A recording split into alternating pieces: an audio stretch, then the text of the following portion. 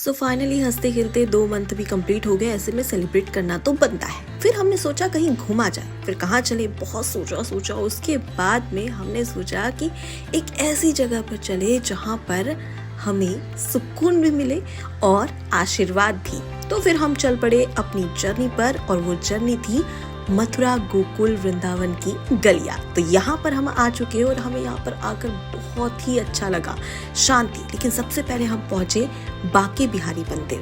बांके बिहारी मंदिर में इतनी ज्यादा भीड़ थी कि मत पूछो। लेकिन मेरे चेहरे की खुशी आपको साफ तौर पर नजर आ रही होगी कि हम लोग कितना एक्साइटेड थे, और सब लोग वेट कर रहे थे कि भगवान जी बस जल्दी से अपना ये पर्दा हटाए और हमें दर्शन दे। और तमाम जो लोग थे वो इसे अपने कैमरे में कैद कर रहे थे।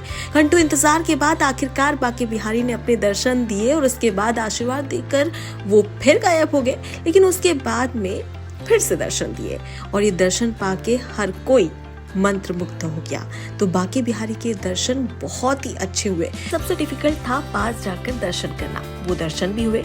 वो कैसे? ऐसे कि हम जब जा रहे थे तब कुछ ऐसी हालत थी, और वापस आते टाइम मेरे गले में माला थी जो कि बांके बिहारी के मंदिर से मिली थी, यानी कि आशीर्वाद तो उनका मिल चुका है।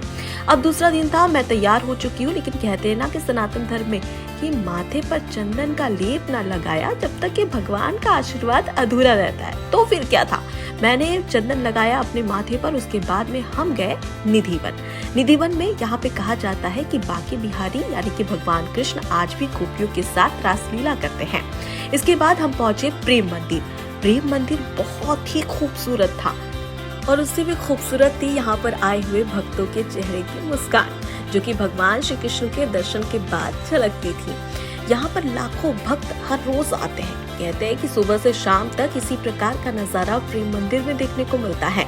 इसके बाद में हम पहुंचे मंदिर के अंदर, लेकिन मंदिर के अंदर भी कुछ इसी तरीके का नजारा था। हजारों भक्त, लाखों भक्त आसपास जा रहे थे। फोटोज लेना भी बहुत डिफिकल्ट था, लेकिन हमने आशीर्वाद लिया और चल पड़े अपनी अगली मंजिल की ओर। और अगली मंजिल तक पहुंचने के लिए हमने बुक की ई रिक्शा, जिस पर थोड़ी बहुत हंसी मजाक किया, और राधे राधे का जप करते हुए हम पहुंच गए इस स्थान पर। इस स्थान का नाम है रमन रेती। रमन रेती में भगवान श्री कृष्ण का मंदिर है, लेकिन मंदिर में अंदर जाने से पहले हमें मिले उनके कुछ प्यारे से क्यूट से भक्त। आप तस्वीर में देख सकते हैं कि हमारे साथ में बहुत सारी हिरण थी, और कहते हैं कि भगवान श्री कृष्ण को जीव जंतुओं से बहुत प्यार था। तो थोड़ा बहुत प्यार हमने भी इन पर लुटाया। इनके साथ में बहुत सारी फोटोज, वीडियोस क्लिक की, इन्हें खाना खिलाया, और उसके बाद में सोचा कि अब समय आ चुका है भगवान श्री कृष्ण से मिलने का। यहाँ पर आपको एक बात बता दें कि सिर्फ हमें नहीं बल्कि बहुत सारे लोग थे जो कि इन्हें यहाँ पर खाना खिला रहे थे, और ये भी बड़े प्यार से हमारे पास में आते थे और देखते थे कुछ खाने को मिलेगा, और नहीं मिलता था तो वापस चले जाते थे। इसके बाद ये अंदर का मंदिर है जहाँ पर तमाम जो भक्त हैं भगवान श्री कृष्ण और राधा रानी की भक्ति में लीन होते हुए नजर आए। और ऐसे में कुछ मेरे साथ भी यही हुआ। भगवान श्री कृष्ण है ही इतने प्यारे कि कोई भी देखकर उन्हें खो जाए। उसके बाद ये सबसे इम्पोर्टेंट, यानी कि ये है रमन रेती के मंदिर के बाहर का नजारा। यहाँ पर बड़े बूढ़े भी बच्चे नजर आए। हर कोई इस रेत के साथ में खेल रहा था और अपने शरीर पर मल रहा था। वो ब्रज की रच तो आपने सुनी ही होगी ना? बिल्कुल सही, उसी की बात यहाँ पर हो रही है। ये वही रच है जिसे ऊपर से लेकर नीचे तक, यानी कि अपने शरीर के हर हिस्से पर हर भक्त मलता है। इसके पीछे कहा जाता है कि भगवान श्री कृष्ण गोकुल से इतनी दूर यहाँ पर आते थे अपने मित्रों के साथ में, और यहाँ पर खेलते भी थे। लेकिन यहाँ की जो रच थी, रेत थी ना, वो सच में बहुत सॉफ्ट थी। तो राधा कृष्ण से एक बार फिर से आशीर्वाद लिया और चल पड़े अगली मंजिल की ओर। अब हम पहुँच चुके हैं यमुना घाट। यमुना घाट की ठंडी ठंडी हवाएं ऐसी पॉजिटिव वाइब्स दे रही थी कि मन कर रहा था यहीं पर बस जाए। यहाँ पर आपको बता दूं कि यमुना घाट के जस्ट पास में ही, यानी कि 5-6 कदम की दूरी पर कंस किला है। कंस किला, यमुना घाट, और यहाँ से थोड़ी ही दूर पर द्वारकाधीश है। आप चाहे तो पैदल भी जा सकते हैं और नाव के जरिए भी। तो हमने चूज की नाव। सबसे पहले माँ यमुना को प्रणाम किया, उनका आशीर्वाद लिया, और हम बैठ चले नाव में सवार होकर द्वारकाधीश की ओर। तो नाव में बैठने से पहले मैंने अपने साथ में आटे की छोटी छोटी लोई रख ली थी।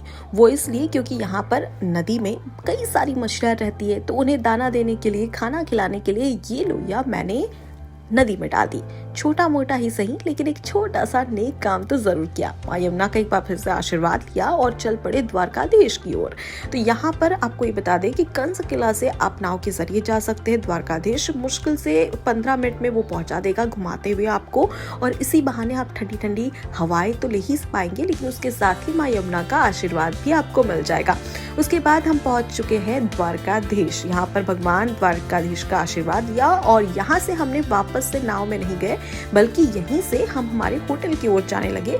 यहाँ से मुश्किल से आपको एक ऑटो रिक्शा मिलती है, उसमें आप आराम से बैठिए, थोड़ा एंजॉय करिए और मथुरा की छोटी मोटी गलियां घूमिए, और श्री कृष्ण की अनुभूति तो यहाँ पर जरूर होती है। तो हमने एक खूबसूरत सा यहाँ पर एक सफर किया, और कहते हैं ना कि मंजिल से भी खूबसूरत सफर होता है। तो हमारा तो सफर भी खूबसूरत था और मंजिल भी, क्योंकि मंजिल थी श्री कृष्ण और राधा रानी। कहते हैं आप कितनी भी कोशिश करो भगवान श्री कृष्ण से मिलने की, लेकिन जब उनका बुलावा आता है तभी आप उनसे मिल पाते हो। और देखिए, शादी के तुरंत बाद हमें उनका बुलावा आया और हम आप पहुंचे मथुरा उनसे मिलने के लिए।